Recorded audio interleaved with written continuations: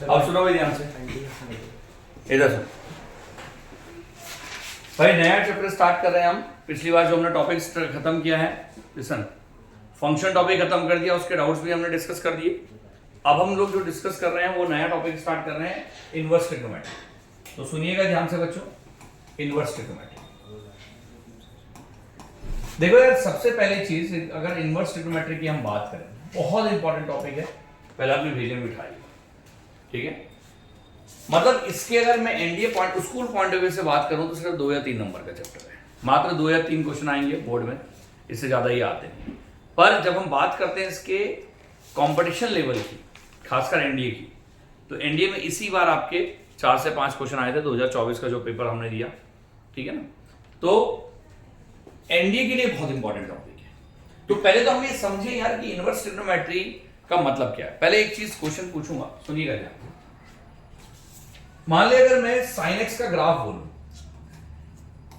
अगर हम ये बोलें कि यार ये ग्राफ है, ये किसका ग्राफ है बच्चों?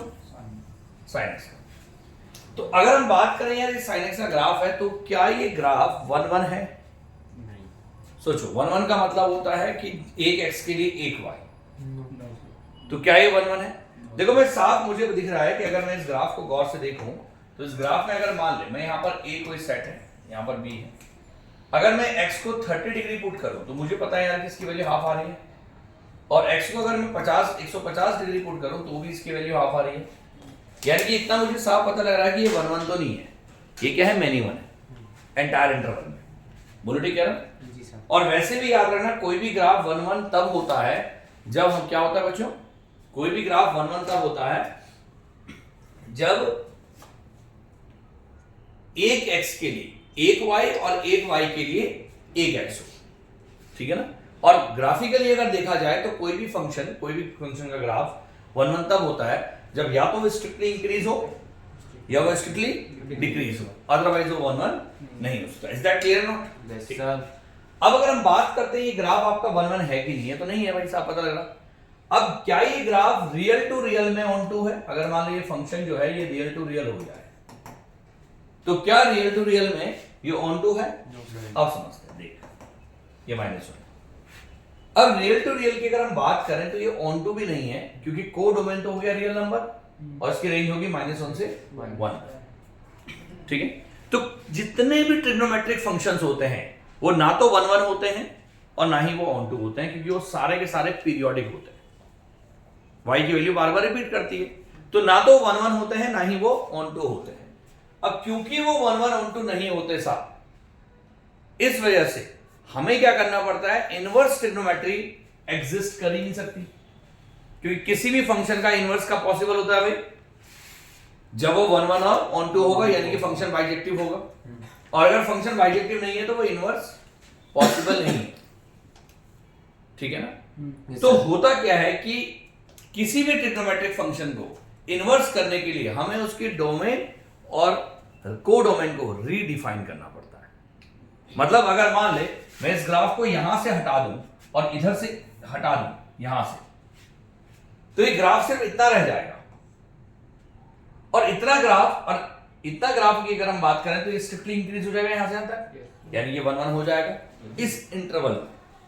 और इस इंटरवल में अगर हम बात करें उसकी कोडोमेन को भी मैं -1 से 1 बोलूं तो रेंज भी कोडोमेन के बराबर आ गई। तो मतलब मैं ये हुआ कि यहां से -π/2 से लेकर अगर सिर्फ π/2 तक की बात करूं तो ये 1 1 भी हो सकता है और ऑन टू भी हो सकता है, यानी कि -π/2 से लेकर π/2 में ये इन्वर्टिबल हो सकता है, यानी कि इसका इनवर्स पॉसिबल हो सकता है। तो ट्रिग्नोमेट्री में इन्वर्टिबल बनाने के लिए क्या जरूरी है बच्चों? रेंज।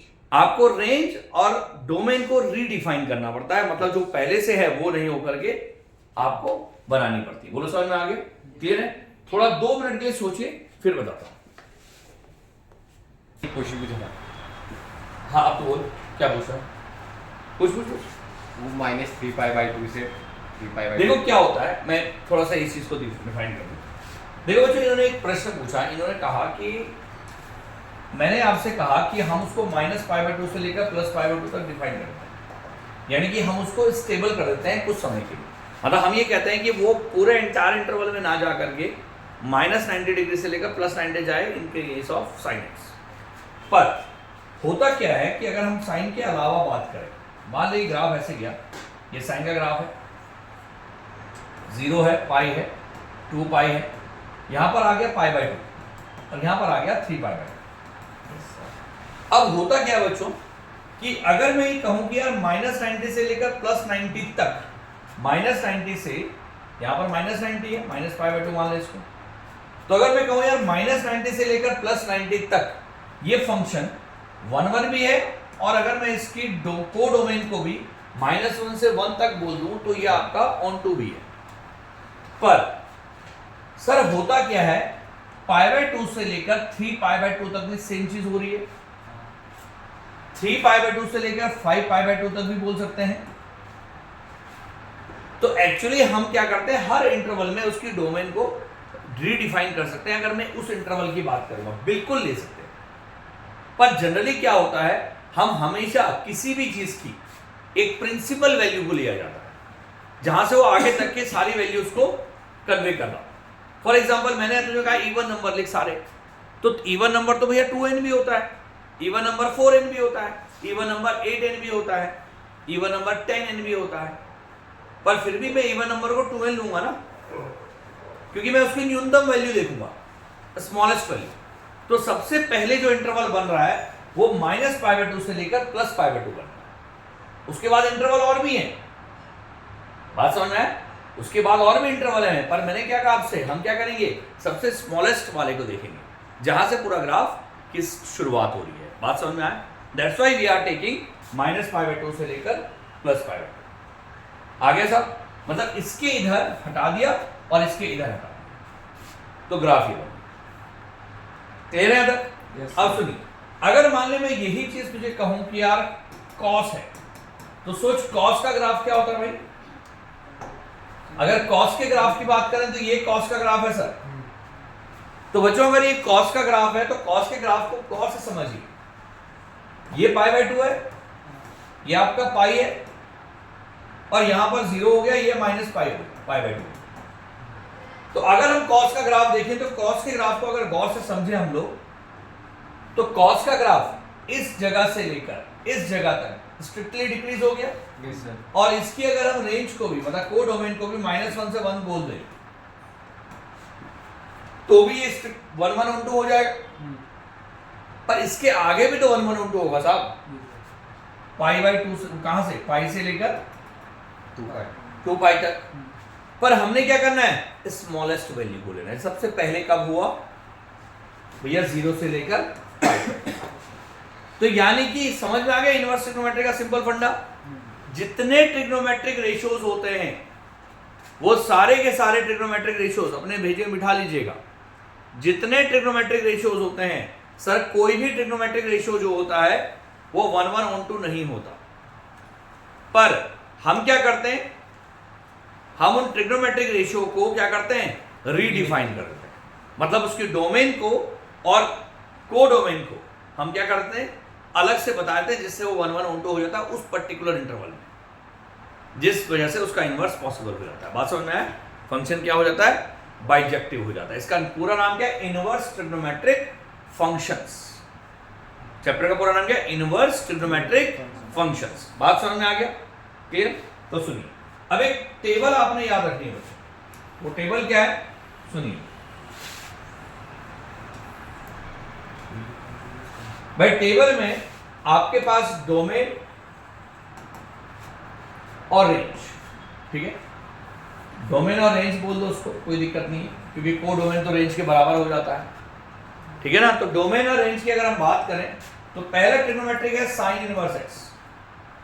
तो इसकी डोमेन आपके पास होती है, मतलब एक्स को हम क्या रख सकते हैं, -1 और 1 के बीच में। आप सुनिए ध्यान से, ऐसा क्यों, बड़ा सिंपल लॉजिक है। अगर मैं sin x फंक्शन की बात करूं तो आपने -π/2 से लेकर +π/2 के बीच की कोई वैल्यू रखी, और उससे जो रिजल्ट आया वो -1 और 1 के बीच में आया। Yes, sir. पर साहब ये तो फंक्शन था ना, और जो क्या था, fx बराबर sin x। और अगर आप इसको इन्वर्स कर दें तो क्या होगा भाई, रिवर्स हो जाएगा ना। यानी कि जो पहले रेंज थी वो डोमेन हो जाएगी। अब क्या हो गया, वो डोमेन डोमेन हो गया। तो इसलिए आपकी डोमेन क्या आ गई, -1 से लेकर 1 तक। समझ में आ गया। Yes, sir. और रेंज तुम्हारे पास हो जाती है -π/2 से लेकर +π/2 क्लोज इंटरवल। ये आपने भेजे में बिठा लीजिए। कौन सा इंटरवल, क्लोज इंटरवल। इंटरवल बड़ा इंपॉर्टेंट है। अगर हम cos इनवर्स x की डोमेन की बात करें तो साहब -1 से लेकर 1 तक ये भी, और इसकी रेंज हो जाती है 0 से लेकर π तक क्लोज इंटरवल। तीसरा, अगर tan इनवर्स x की डोमेन की बात करें तो कोई भी रियल नंबर, ठीक है, कोई भी रियल नंबर ये हो सकता है, और इसकी जो रेंज आपके पास हो जाती है वो -π/2 से लेकर +π/2 हो जाती है ओपन इंटरवल। याद रखेंगे, ओपन इंटरवल, भूलना मत। कॉट इनवर्स x की अगर बात करें तो सब कोई भी रियल नंबर, और इसकी रेंज हो जाती है 0 से लेकर π तक ओपन इंटरवल। भाई ऐसा क्यों होता है, बड़ा सिंपल लॉजिक है सर। tan क्या होता है, sin अपॉन cos, तो sin पे रिलेट होता है, और cot क्या होता है, cos अपॉन sin, cos पे रिलेट होता है। ठीक। इसके बाद sec इनवर्स x की अगर हम बात करें तो सर क्या होता है, सारे रियल नंबर -1 और 1 के बीच की वैल्यू को छोड़ करके, क्योंकि sec क्या होता है, 1/cos होता है, और cos आपका -1 और 1 के बीच की वैल्यू होती है, तो sec क्या हो गया, इनको छोड़ करके जो वैल्यू बची। ठीक है। अब इसमें जो रेंज आती है वो आती है 0 से लेकर π तक क्लोज इंटरवल में, और -π/2, क्योंकि π/2 में cos क्या होता है, 0, तो 1/cos 0 हो जाएगा। इसी तरीके से अगर cosec इनवर्स x की बात करें तो साहब r -1 to 1, और यहां रेंज हो जाती है -π/2 से लेकर +π/2 क्लोज इंटरवल, और साहब -0। ठीक है, तो भूलना मत, इसे नोट करिए, फिर आगे बढ़ते। देखो, बताइए साहब क्या बोल रहे हैं आप, सर डाउट, क्या डाउट है? ये tan इनवर्स x की डोमेन, देखो भाई, tan इनवर्स x की डोमेन जो है ये रियल नंबर क्यों है, ये जो बोलना चाह रहा है। हाँ, आप तो समझ ध्यान से कि जब मैं tan इनवर्स x का ग्राफ बना, tan इनवर्स नहीं, सिर्फ tan x का ग्राफ, क्योंकि सारे डोमेन और रेंज जो है वो tan x के ग्राफ से आएंगे। तो अगर तू सोच कि tan x का तो ग्राफ बना, तो tan x का ग्राफ कैसे होता है साहब, ऐसे होता है। बोलो ठीक कह रहा हूं, ये ग्राफ है, मुझे साफ दिख रहा है ग्राफ की कहां पर टूटता है, π/2 पे, और यहां से -π/2। अगर मैं इसको गौर से समझूं तो इसमें जो डोमेन होती है वो रियल नंबर होती है, पहले शुरुआत में रियल है ना, हाँ, और उसके बाद रियल टू कहां चलती है, रियल।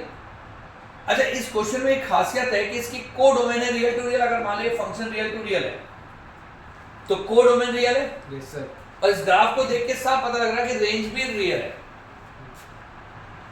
अब रेंज भी रियल है, को डोमेन भी रियल है, इसका मतलब एक बात क्लियर हो गई कि मेरे पास रियल टू रियल अगर ये चल रहा है बेटा, अगर को डोमेन रियल है और रेंज भी रियल है तो इसका मतलब ऑन टू तो है ना, ये सर्जेक्टिव तो है। अब बात करते हैं इंजेक्टिव की, यानी कि 1 1 की। तो समझ 1 1 के लिए रियल से स्टार्ट हो रहा है। अब रियल में तो समस्या आ रही है क्योंकि π/2 की बात तो टूट जा रहा है और रिपीट भी कर रहा है। Yes sir. तो मैं क्या करता हूं, मैं इसको रियल टू रियल ना लेकर के मैं इसको क्या करता हूं, -π/2 से π/2 ले लेता हूं, तभी इसका इनवर्स पॉसिबल हो जाएगा। ओपन इंटरवल क्यों लिया, क्योंकि π/2 इंक्लूड नहीं हो सकता। अब जब तूने इस फंक्शन को, अभी ये f फंक्शन है, अब जब तूने इसका इनवर्स किया तो साहब ये वाला रियल इधर आ गया ना, और ये -π/2 से π/2 इधर चला गया,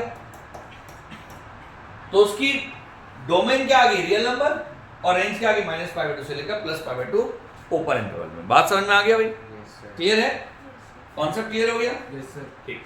अब इनवर्स ट्रिग्नोमेट्री में सबसे इंपॉर्टेंट, हटा दो बच्चों से, बोलो, इनवर्स ट्रिग्नोमेट्री में सबसे इंपॉर्टेंट चीज जो है वो समझिए।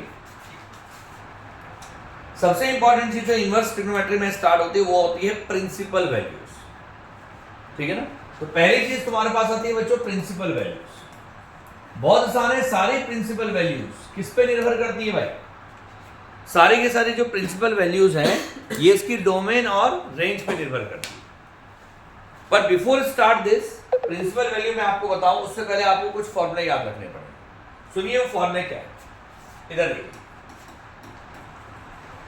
अब कुछ फॉर्मूले आपको याद रखने पड़ेंगे। पहला फॉर्मूला, सर अगर साइन इनवर्स साइन थीटा हुआ तो इसको थीटा लिखा जा सकता है, पर तब जब थीटा की वैल्यू क्या हुई -π/2 से लेकर +π/2 क्लोज इंटरवल। ठीक है ना। अब ऐसा क्यों, देख समझ, एग्जांपल के तौर पे, इसीलिए प्रिंसिपल वैल्यू बता रहा हूं। मान ले अगर मैं तुझे कहूं कि यार साइन इनवर्स हाफ है,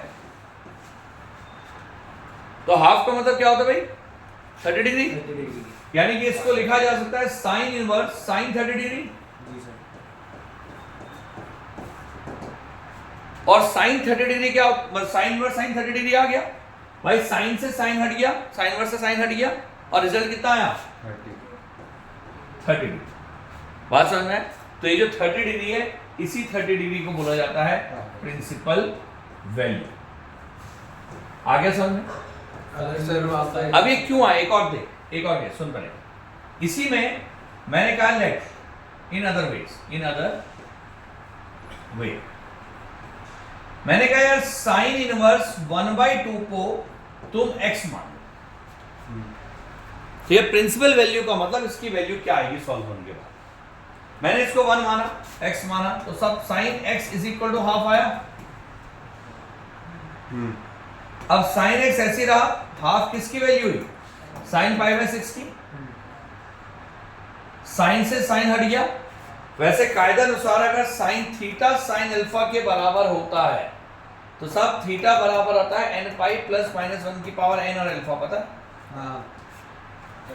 पर ये तब आता है जब थीटा की वैल्यू 1 से ज्यादा एग्जिस्ट कर रही हो। और वो कब एग्जिस्ट कर सकती है भाई, जब पीरियोडिक बन रहा हो, यानी कि रिपीटिशन हो रहा हो फंक्शन का। और जबकि आप क्या पढ़ रहे हैं, इनवर्स ट्रिग्नोमेट्री, यहां फंक्शन का रिपीटिशन हो ही नहीं सकता, y की वैल्यू रिपीट नहीं करेगी। तो जब y की वैल्यू साहब रिपीट नहीं करेगी तो ये वाला प्रोसेस तो हो नहीं सकता। तो उस केस में सिंगल वैल्यू एग्जिस्ट करेगी, और वो सिंगल वैल्यू sin x अगर sin π/6 है तो साहब x बराबर कितना आ गया, π/6। और x का मतलब कितना था, sin इनवर्स 1/2, और ये बराबर कितना आ गया, π/6। और इसी को बोला गया प्रिंसिपल वैल्यू। बोलो आ गया, समझ में आ गया, क्लियर है? तो इस फॉर्मूले का इस्तेमाल कैसे किया, हम डायरेक्ट भी कर सकते हैं। कैसे बताया भी मैंने तुम्हें, साइन से साइन इनवर्स हट गया अगर वो थीटा क्या है, अपने एंगल में।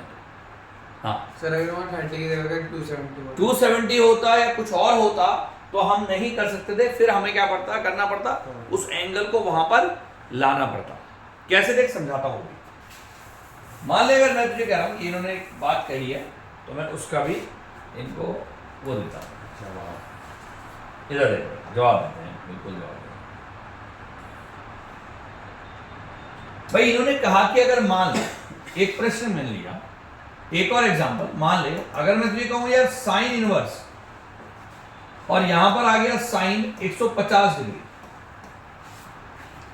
ये तो बोलना चाह रहे हैं, तो 150 डिग्री से साफ सॉल्व नहीं हो सकता, कुछ भी कर लो चाहे, am I right or no? तो मैंने क्या काम किया, मैंने कहा एक काम करते हैं, साइन इनवर्स ऐसे रहा, साइन 150 डिग्री को लिख दिया साइन 180 डिग्री माइनस 30 डिग्री, बोलो यस सर। भाई 150 को ब्रेक कर दिया। अब साइन इनवर्स ऐसी रहा, सब साइन है, अब सोचना ध्यान से, sine 180 minus theta second quadrant में, साइन क्या होता है, पॉजिटिव, नेचर चेंज होगा नहीं, तो यानी कि साइन 30 आ गया, और साइन साइन इनवर्स हट गया, रिजल्ट कितना आ गया, 30। मतलब हम क्या करें, उसकी रेंज तक लाए और उसके बाद एंगल लिख दिया। बताओ सर पेपर में अगर हम 30 डिग्री छोड़ के रख देंगे तो कुछ नंबर मतलब यहाँ पर π/6 नहीं लिखेंगे उसकी जगह तो नहीं 30 डिग्री छोड़ दो, कोई दिक्कत नहीं है। आगे अगर हम पाई वाले कोई क्वेश्चन को भाई साहब आप पाई में ना लिखो, आप एंगल डिग्री में लिखो, कोई फर्क नहीं पड़ता। नहीं, अगर जैसे वहाँ पे आपने 30 डिग्री दे रखा ना क्वेश्चन में, अगर वही भी पाई की टर्म में और हम डिग्री उसके, मैं तुम्हें क्या समझा रहा हूँ भाई, वो चाहे रेडियन में हो तुम उसको डिग्री में लिख दो, डिग्री में हो रेडियन में लिख दो, क्या फर्क पड़ता है भाई, लिखने का तरीका हो तो ठीक है ना। अगर मान ले कहीं पर 12 लिखा है और तू कहेगा सर मैंने ये गलती से लिख दिया, तो मार्क्स काटेंगे, कोई लॉजिक नहीं ना इसके पीछे, कुछ भी लिख दे, ठीक है ना। जनरली पाई लिखा जाता है, तभी तो हम लोग रेडियन पढ़ते हैं, सर्कुलर सिस्टम हम क्यों पढ़ रहे हैं, क्योंकि पाई इंट्रोड्यूस हुआ था जनरली, पर कोई लॉजिक नहीं है, कुछ भी लिख सकते हैं। अब देखिएगा ध्यान से, दूसरा है बच्चों तुम्हारे पास, अगर cos इनवर्स cos थीटा बोलो तो साहब इसकी वैल्यू थीटा होती है अगर थीटा आपका 0 से लेकर पाई तक होता है क्लोज इंटरवल। ठीक है, याद रखना भाई। तीसरा आता है tan इनवर्स tan थीटा, भी थीटा होता है अगर थीटा की वैल्यू क्या हो जाए -π/2 से लेकर +π/2 हो जाए ओपन इंटरवल। चौथा आपके पास है बच्चों cot इनवर्स cot थीटा की वैल्यू भी थीटा हो जाती है अगर थीटा आपका 0 से लेकर पाई तक हो ओपन इंटरवल। कोई बात नहीं, ट्रेन आ रही है, जहां पर ये रिकॉर्डिंग हो रही है वहां ट्रेन चल रही, क्या करें। अब sec इनवर्स sec थीटा जो होता है थीटा होता है अगर थीटा की वैल्यू 0 से लेकर पाई तक हो क्लोज इंटरवल में और -π/2। तो मुझे लगता है ये आपको समझ में आ रहा होगा कि मैं क्या लिख रहा हूं। ये सब रेंज है, बोलो ठीक है ना। और अगर cosec इनवर्स cosec थीटा की बात करें तो बेटा cosec इनवर्स cosec थीटा भी थीटा होता है अगर थीटा की वैल्यू क्या हो -π/2 से लेकर +π/2 हो क्लोज इंटरवल में और माइनस। आगे समझ? Any confusion to anybody? No sir. आगे बच्चे चलिए नोट करिए इसको फटाफट, फिर आगे बढ़ते हैं। अब देखिए बच्चों ध्यान से, इसके बाद क्या आएगा। अब मान लीजिए मैंने आपसे कहा कि सबसे इंपॉर्टेंट चीज जो इसमें है वो है प्रिंसिपल वैल्यू निकालना, है ना, अभी जो हम पढ़ रहे हैं। तो क्वेश्चन ये है find the principal values of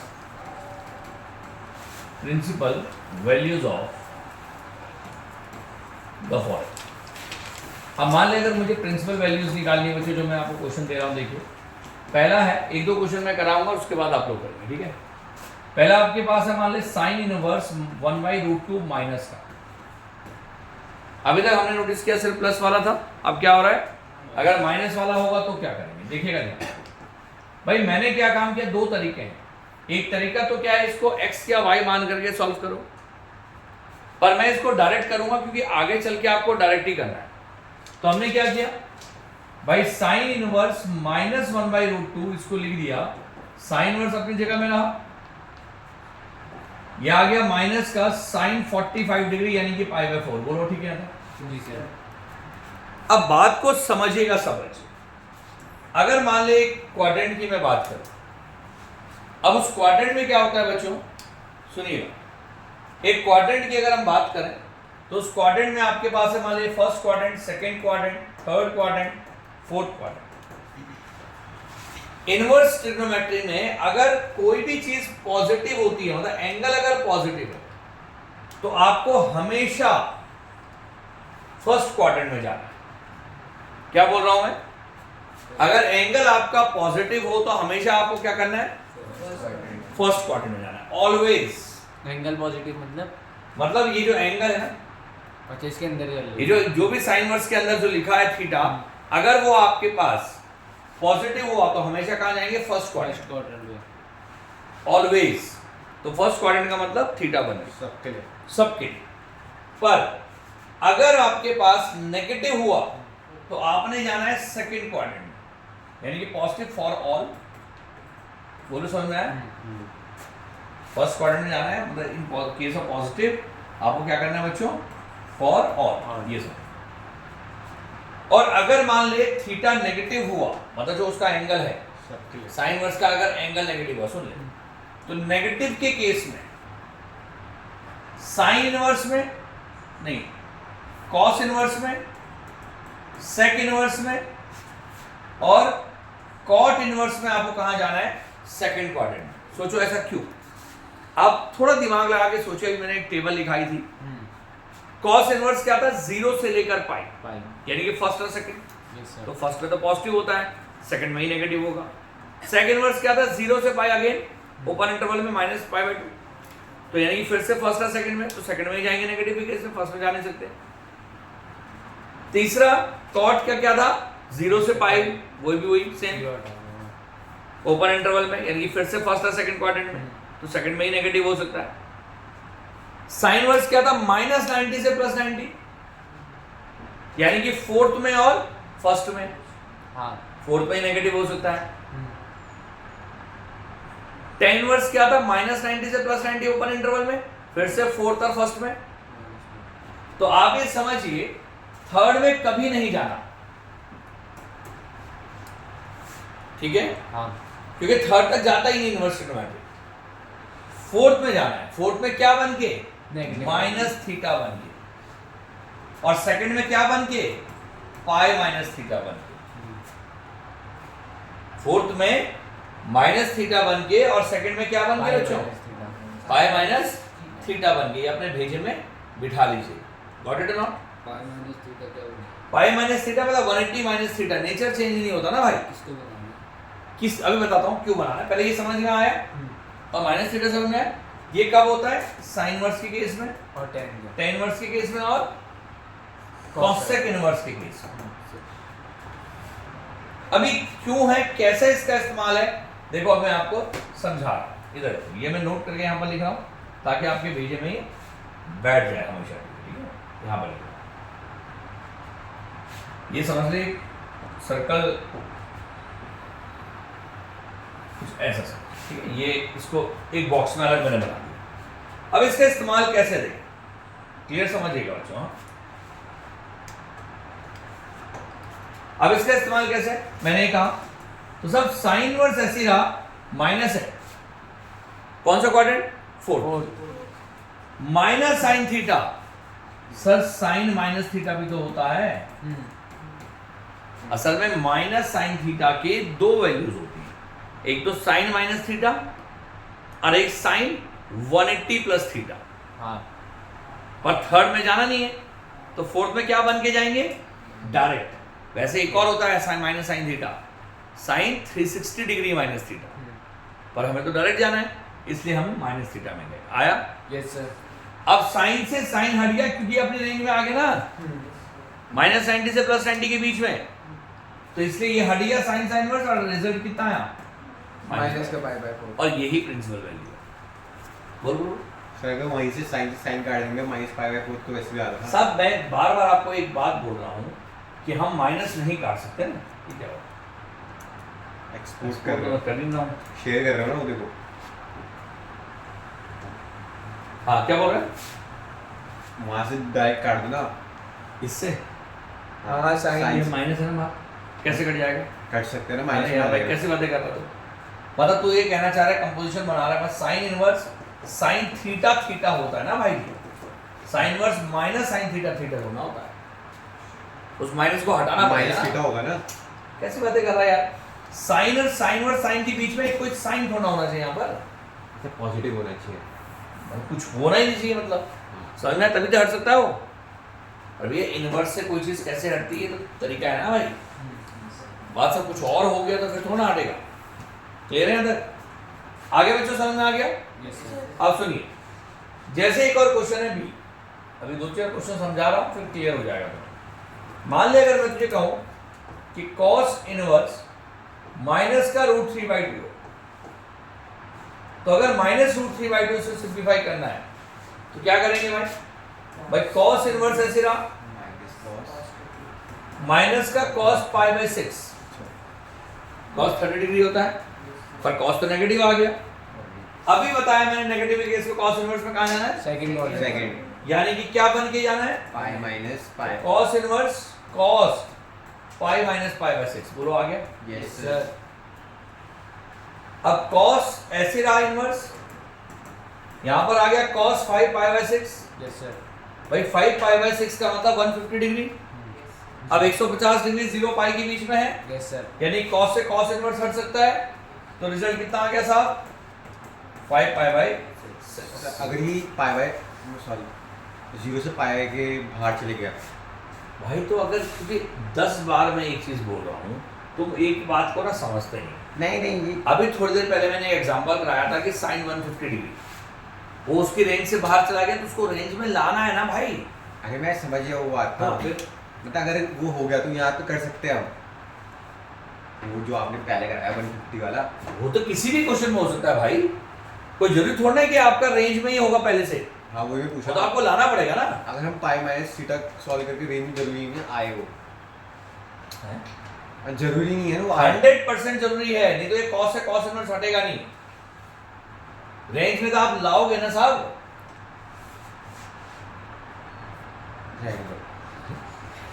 इसने कहा, ये भाई साहब कह रहे हैं कि अगर ये रेंज में नहीं भी हुआ तो क्या फर्क पड़ता है।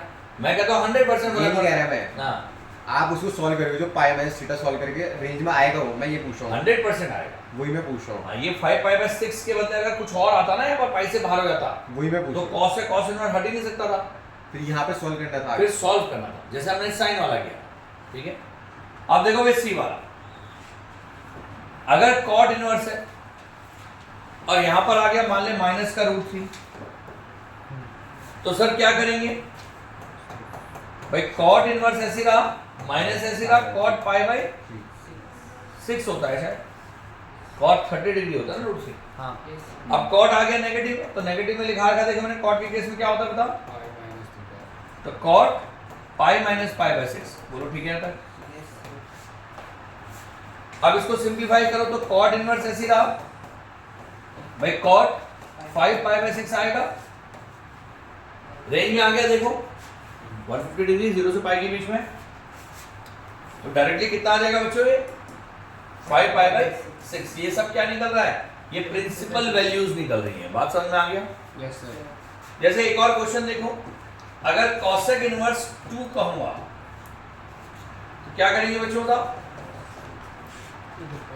भाई, कॉसेक इनवर्स ऐसी रहा, अब 2 का मतलब क्या हुआ, कॉसेक में किसकी वैल्यू, अरे बोलो, कॉसेक 2 किसकी वैल्यू होती है 30 डिग्री की, यानी कि π/6 पहले से ही रेंज में है, कुछ करना ही नहीं है, पॉजिटिव वैसे भी हो तो आपका डायरेक्ट कितना आ गया। तो ये सब क्या निकल रही है, प्रिंसिपल वैल्यूज निकल रही है। बात समझ में आ गया भाई। Yes sir. चलिए एक और वैल्यू निकालिएगा, ये वाला सोच समझ के, sign inverse cos, sign inverse cos, ये प्रिंसिपल वैल्यू मान लो चलो उसको, कॉस साइन इनवर्स और -√3/2, इसे सॉल्व करो बच्चों। उसके बाद